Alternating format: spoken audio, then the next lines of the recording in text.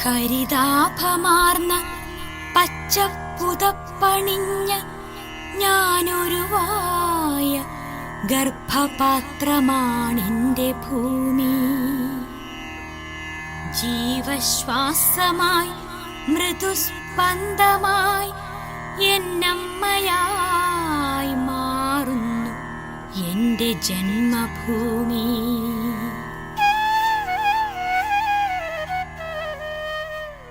June മാസം 5-ാം തീയതി ലോക പരിസ്ഥിതി ദിനം.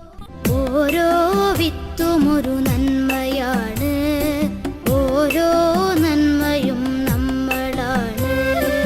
ഓരോ വിത്തുമൊരു ലോക പരിസ്ഥിതി ദിനം പ്രകൃതിയും മനുഷ്യനുമായി നിലനിർത്തേണ്ട സൗഹൃദവും പരസ്പര സഹവർത്തിത്വവും നിരന്തരമായി മനുഷ്യ സമൂഹത്തെ ഓർമ്മിപ്പിക്കുക എന്ന ദൗത്യം ഏറ്റെടുത്തുകൊണ്ടാണ് ഐക്യരാഷ്ട്രസഭ എല്ലാ വർഷവും ജൂൺ 5-ാം തീയതി ലോക പരിസ്ഥിതി ദിനമായി ആചരിക്കുന്നത്. ഒരു തൈ നടുന്നു നാം നാളെ ഈ മണ്ണിൽ ഒരു വസന്തോത്സവം തീർക്കാം. ഒരു തൈ നടുന്നു നാം നാളെ ഈ മണ്ണിൽ ഒരു വസന്തോത്സവം തീർക്കാം. മറയുന്ന മാമഴക്കാടിനെ മയങ്ങുന്ന പുഴകളെ ഒക്കെ വിളിച്ചുണർത്താം. മറയുന്ന മാമഴക്കാടിനെ മയങ്ങുന്ന പുഴകളെ ഒക്കെ വിളിച്ചുണർത്താൻ ഒരു തൈ നടുന്നു നാം. ഇതിന് തുടക്കമിട്ടത് 1974-ലാണ്. മനുഷ്യന്റെ കടന്നുകയറ്റം കൊണ്ട് ഇല്ലാതായിക്കൊണ്ടിരിക്കുന്ന പച്ചപ്പിനെയും താറുമാറായിക്കൊണ്ടിരിക്കുന്ന ആവാസ വ്യവസ്ഥയെയും ഓർമ്മിപ്പിക്കുകയാണ് ഈ ദിനത്തിൽ. വികസനം എല്ലാ രാജ്യങ്ങളുടെയും പുരോഗതിക്ക് അനിവാര്യമാണ്.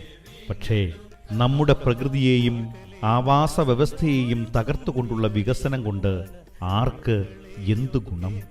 ആയതിനാൽ പരിസ്ഥിതി സൗഹൃദപരമായ വികസനത്തിന് സർക്കാരും ജനങ്ങളും ഏറെ പ്രാധാന്യം കൊടുക്കണം.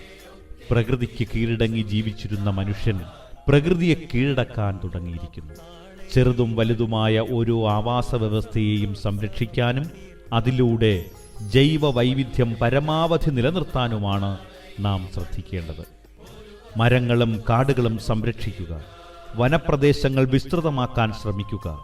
അതുവഴി ആഗോള പാരിസ്ഥിതിക സന്തുലനവും കാലാവസ്ഥാ സുസ്ഥിരതയും ഉറപ്പാക്കുക എന്നതാണ് പരിസ്ഥിതി ദിനാചരണത്തിന്റെ ലക്ഷ്യങ്ങളിലൊന്ന്. മണ്ണിന്റെ മണമുള്ള കുഞ്ഞു തെന്നൽ കാതിൽ പറഞ്ഞു മെല്ലെ മെല്ലെ, എൻ ജീവന്റെ ജീവനെ കണ്ടുവോ നീ, എൻ ജീവന്റെ ജീവനെ കണ്ടുവോ നീ, എൻ ജീവന്റെ ജീവനെ കൊല്ലരുതേ.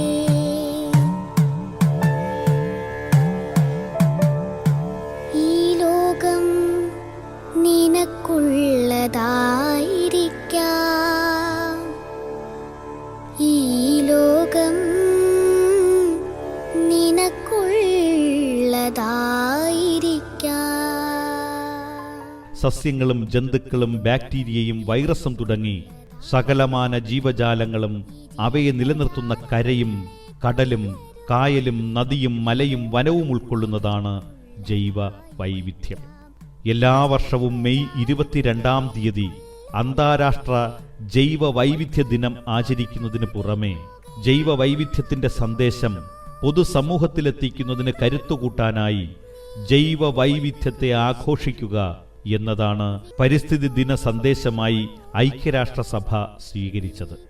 ആവാസ വ്യവസ്ഥ പുനഃസ്ഥാപിക്കൽ ദശകമായിട്ട് 2021-2030 വർഷങ്ങളിൽ ആചരിക്കാൻ തീരുമാനിച്ചതും പ്രകൃതിയോടൊത്ത് ജീവിച്ച് ജൈവ വൈവിധ്യത്തെ സമ്പുഷ്ടമാക്കാൻ മനുഷ്യരാശിയെ പ്രേരിപ്പിക്കാൻ വേണ്ടി തന്നെയാണ്. മനുഷ്യൻ പ്രകൃതിയുടെ ഭാഗമാണല്ലോ. സർവചരാചരങ്ങളും ഭൂമിയും കടലും നദിയും അന്തരീക്ഷവും ചേർന്ന ഭൗമമണ്ഡലമാണല്ലോ പ്രകൃതി. നമ്മൾ ശ്വസിക്കുന്ന വായുവും കുടിക്കുന്ന വെള്ളവും കഴിക്കുന്ന ആഹാരവും അനുകൂലമായ കാലാവസ്ഥയും തരുന്നത് പ്രകൃതിയാണ്.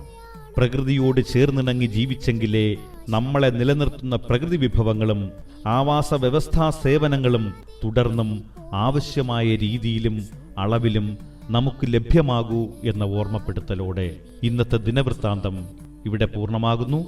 സ്നേഹപൂർവ്വം അംശു VS വർക്കല. നിങ്ങളുടെ വിലപ്പെട്ട നിർദ്ദേശങ്ങളും അഭിപ്രായങ്ങളും അറിയിക്കുന്നതിനും ദിനവൃത്താന്തത്തിന്റെ മുൻ താളുകൾ ഉൾപ്പെടെ നിങ്ങൾക്ക് ലഭിക്കുന്നതിനും വിളിക്കുക 8593825819. മണ്ണിന്റെ മണമുള്ള